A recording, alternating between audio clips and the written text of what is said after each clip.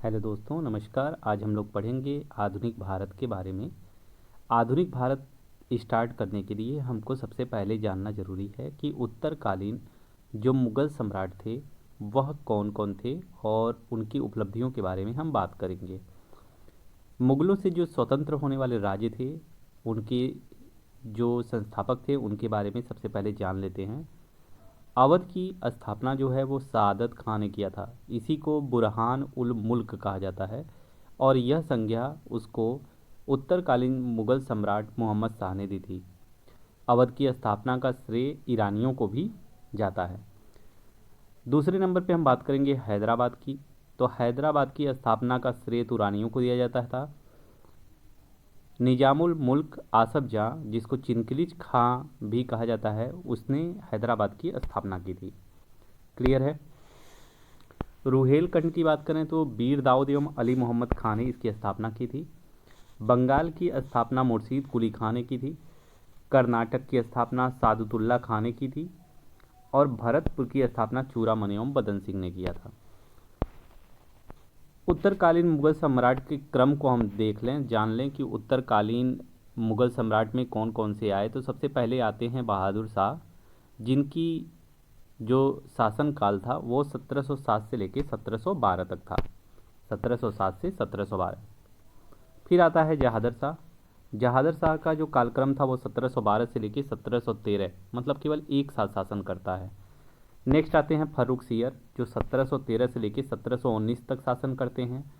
Farrukh share के बाद आते हैं मोहम्मद शाह, जो 1719 से 1748 तक रहते हैं। अहमद शाह 1748 से लेकर 1754। आलमगीर सेकेंड 1754 से 1759। शाह आलम सेकेंड 1759 से 1806 तक इनका शासन का काल चलता है। अकबर सेकेंड आते हैं 1806 से लेकर 1837 तक रहते हैं। और सबसे लास्ट में जो उत्तरकालीन मुग़ल सम्राट जो हुआ वो बहादुर शाह जफ़र था, जो 1837 से लेकर 1857 तक शासन करता है।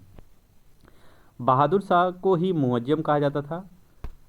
इसका जो नाम था वो मुअज्जम था और इसको शाहे बेखबर भी कहा जाता है। कभी कभी क्वेश्चन में पूछ लेता है कि सैयद बंधु किसे कहते हैं।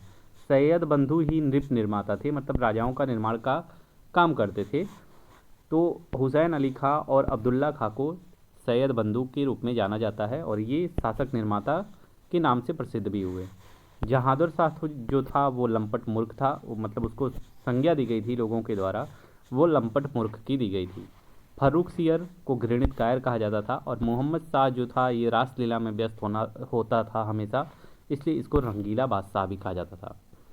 बहादुर शाह जफ़र के बारे में अगर हम बात करें तो बहादुर शाह जफ़र जो है वो अंतिम मुग़ल सम्राट था और 1857 की क्रांति में भाग लेने के कारण अंग्रेज़ों ने इसको क्या किया, जेल में बंद कर दिया, जिसके बाद उसको रंगून निर्वासित कर दिया गया था। बहादुर शाह ने ही लाल किला में हीरा महल का निर्माण करवाया था। हीरा महल कहाँ है? लाल किला में। और बहादुर शाह जफ़र के ही काल में जो मशहूर शायर हुए मिर्ज़ा गालिब, वो इसी के काल में रहते थे। 1739 में क्या होता है? 1739 में ईरान का जो शासक था वो नादिर शाह, वह दिल्ली पर आक्रमण करता है और दिल्ली में आक्रमण के समय जो दिल्ली का शासन था वह मोहम्मद शाह के हाथ में था। नादिर शाह यहाँ बड़ा लूटपाट करता है और इस लूटपाट के कारण कहें या फिर वहाँ का शासक होने के कारण ईरान का, इसको ईरान का नेपोलियन भी कहा जाता है।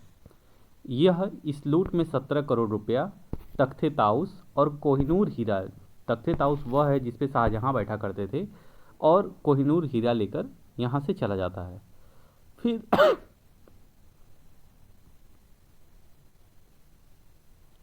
फिर आता है शाह आलम सेकेंड।